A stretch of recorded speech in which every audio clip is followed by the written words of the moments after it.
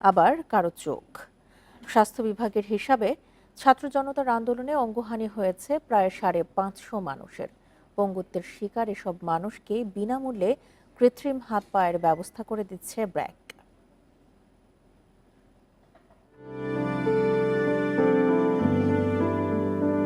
দুরন্ত কিশোরের মনের আকাশ ছেয়ে গেছে অনিশ্চয়তার কালো মেঘে।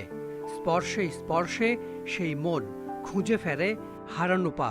কোনো কিছুতেই সান্ত্বনা নেই সেই মনের, তার পা নেই, মানতেই পারছেন না আল আমিন।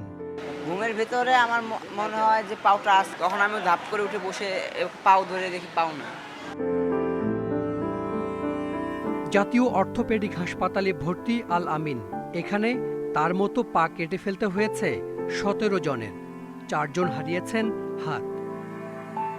স্বাস্থ্য অধিদপ্তরের সবশেষ হিসেবে ছাত্র জনতার আন্দোলনে গুরুতর আহত হন ৩,২০০ জনের বেশি।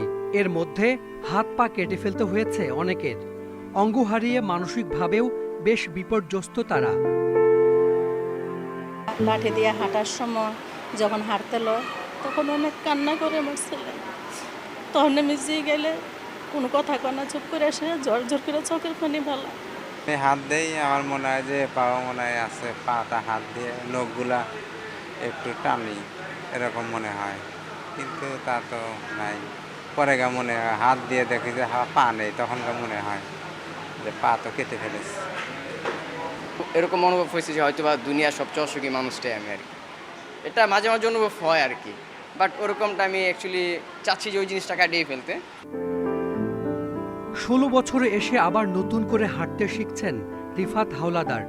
স্বৈরাচারের গুলি কেড়ে নিয়েছে একটি পা, তাই কৃত্রিম পায়ে আবারও উঠে দাঁড়ানোর চেষ্টা।